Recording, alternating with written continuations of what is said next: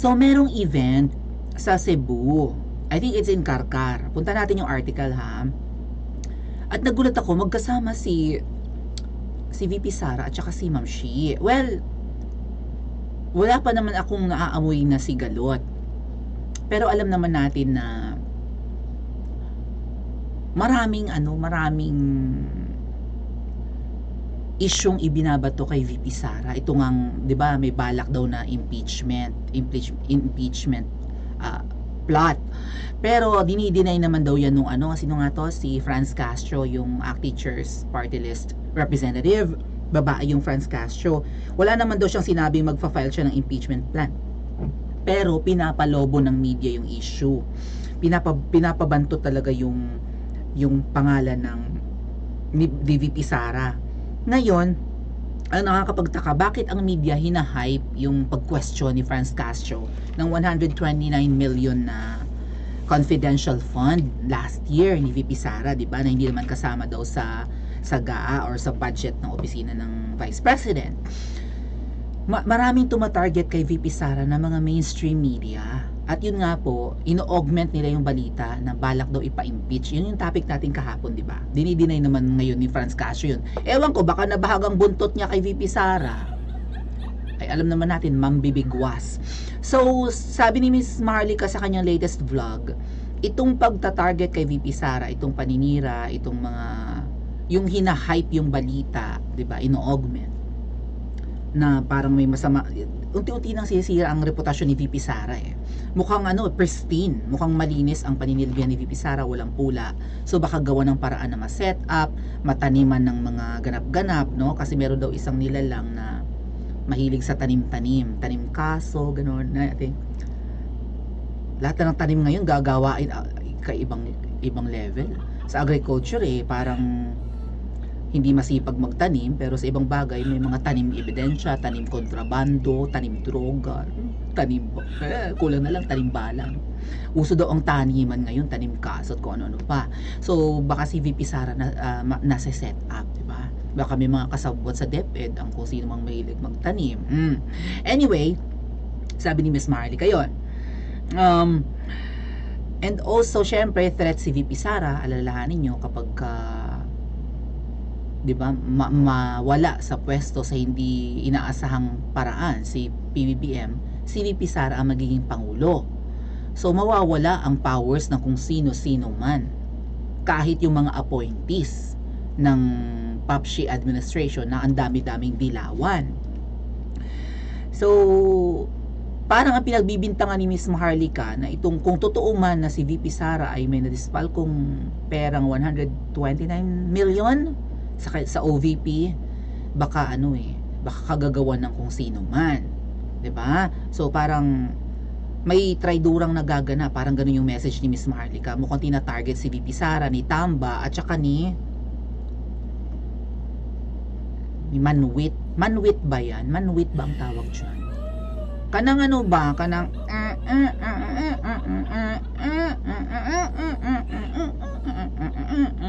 may ganong kanta na may ganong kanta, di ba? Alam yung kantang yan?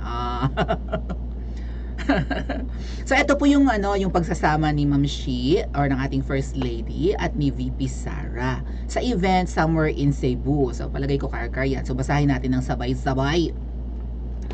Look! Sabi ng DOT na imported ang video. Taray, oy, DOT!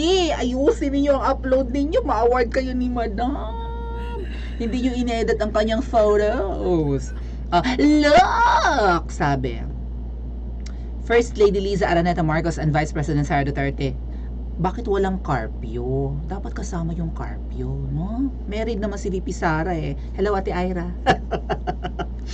Joined Department of Tourism Secretary Cristina Garcia Frasco, best friend ni Direk Daryl Yap, on the turnover and inauguration of the DOT Tourist Rest Area today, sa tama ako, 27th August in Karkar City, Cebu. Kanina.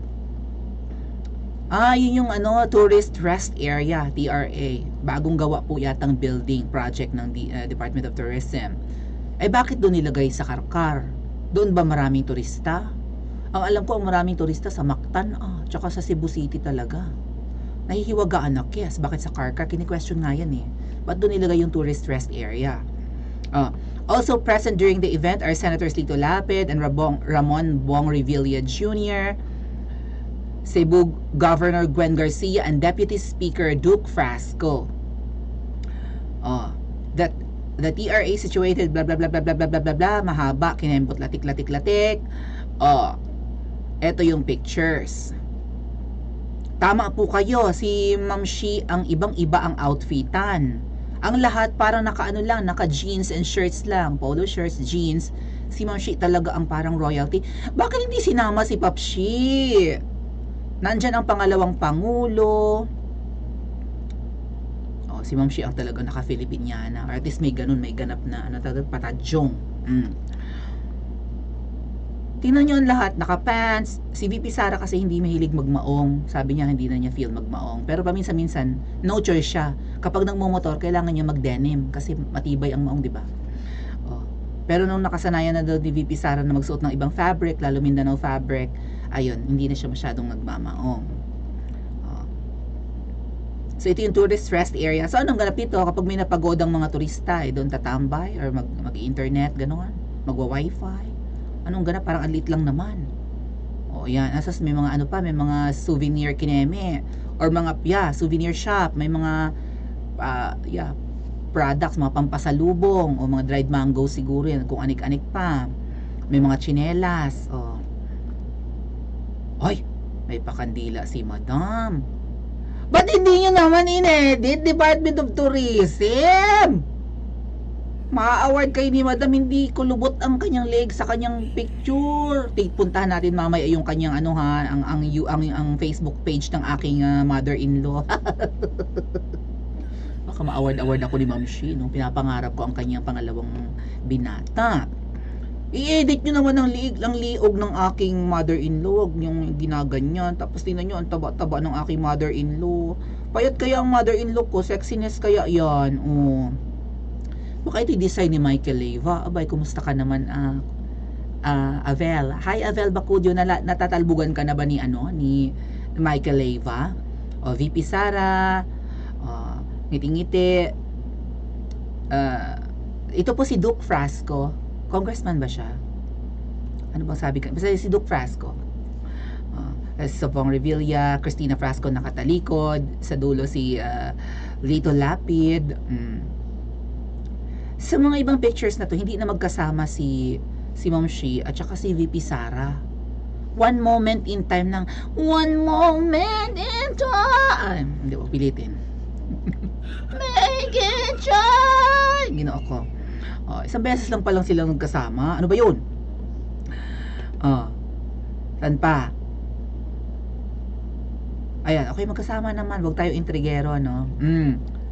Ayan. Ba't hindi nyo ini-edit? Dapat ayusin nyo ang pag-edit. Payat ang aking mother-in-law. Payat ang first lady. Huwag kayong ganyan. Bakit ang taba-taba niya dyan? Mas maliit pa kay Frasco ang mukha niya. Bakit mas payat si Frasco dito? Kayo ayusin yung edit nyo, ha? Si Madam talagang pak na pak. Anyway, hulaan nyo kung sino pa ang kasyama sa lakad na Itechiwa, ha? Ay syempre the very privileged. Hulaan nyo kung sino. Hulaan nyo, mabango siya. Mabango. Wala siyang mga cyst sa mukha. Hindi siya mukhang kyoboy. Tandararan! Ang ating BFF na si Sinking Sunoy na napadpad sa Cebu. Ayan. Kasama siya doon, nandun siya sa audience area. So, play natin yung video ng Very Very Light. Ang shubek-bek na ng best friend ko. Pag-usapan natin ang best friend ko mamaya. Best friend ni Banat Bay rather. Anong best friend ko? Best friend din ni Miss Maharlika. Nandoon siya sa Cebu. Nagla-live talaga. Sana all privileged na makasama sa mga lakarin ni Ma'am Shi. Pak na pak. Sige nga. Napanot. May panot siya nung tinanggal. Ayun, no, binivideo niya si, yan. Wala si VP Sara, mga ate at kuya. O, tinuturo-turo niya, si Dito Lapid, Bong Revilla rather, si Frasco, si Ma'am Shi, si Gwen Garcia, ito si Frasco, si Duke Frasco. Wala si VP Sara, mga ate. But anyway, basta't nandun si VP Sara, at nandun din si Sinking Sinoy. Pag-usapan natin siya mamaya. Kasi napagod daw siya, oh. Masyado na talaga akong uugod-ugod daers na or mabigat lang ang katawan para sa mga out of town na coverage kasi vlogger nga, di ba? Vlogger siya. So, nahihirapan na daw siya, napagod daw siya sa pagpunta sa Cebu. Bakit? Kung sakay ka naman ng presidential plane, ano inaangal mo pa dyan? Akla. Oh, para sa out of town na coverages ko, when I started doing stuff like this in 2016, sobrang bouncy ko pa. Ngayon, hindi na ngayon. Anong hindi ka bouncy? Bilog na bilog ka nga ngayon. Dapat mas bouncy ka ngayon, di ba? Sobrang energetic siguro niya nung mga nakaraang panahon. Ngayon naman, uugod-ugod na. Hindi po kasi madali ang mag-cover ng mga events sa, lalo malalayo, out of town, ganan. Kasi gagastos ka dyan. So, ang tanong, gagastos ka, di ba? Magsistay ka somewhere. What else? Mapapagod ka, mainit. Alam mo yon, hindi ka bibigyan ng privilege unless meron kang ID na parang ano, ibibigay sa yung parang pass, ID na ikaw ay part ng event na yan or something. Ganun. Aba, ay kung vlogger ka lang na katulad ko na na-invite doon, day, mabigat sa bulsa yan, nakakapagod pa yan. Yung biyahe pa lang papunta sa kung saan nakakapagod na. Tapos yung, di ba, mainit sa venue or kung ano man. Hindi biro. Pero ang tanong, sino kaya ang gumastos sa pagsama ni Sinking Sinoy? Hindi kaya sumama lang siya kay Ma'am Shi? Like, join me, I need your presence, and also I have to ask for some advice. Join na. Hindi kaya siya ang nagpayo na isama natin si VP Sara? Pero to be fair, VP Sara and Governor Gwen are friends. Mukhang close sila. And si Cristina Frasco, yung anak ni Governor Gwen Garcia, close sila. So malamang talagang invited dyan si VP Sara. Pero pwede rin pinayuhan ni Sinking Sinoy ang kung sino man na, o iniintriga kayo na may ano kayo, may conflict kayo ni VP Sara. So kailangan magkasama kayo sa isang event. What do you think? Ano sa palagay nyo? Sino ang gumastos para makasama si Sinking Sinoy sa event na Itechiwa sa Cebu? Biyabit ba siya ni Queen Falaga? Libre kaya ang kanyang hotel accommodation? Sakay kaya siya ng presidential plane or something? Abay, talbog ang mga Ensaymada vlogger. Sana may kasamang ibang mga Ensaymada vloggers dito sa event, ha? Baka mamaya si Sinking Sinoy lang ang pinagpala sa vlogger na lahat. O, kabog kayo. At habang magkasama si Sinking Sinoy at ang sinasamba niya, for sure marami siyang sinusulsul. Tama? I-comment nyo nga po sa comment section kung agree kayo sa akin, and mag-like and subscribe din po kayo.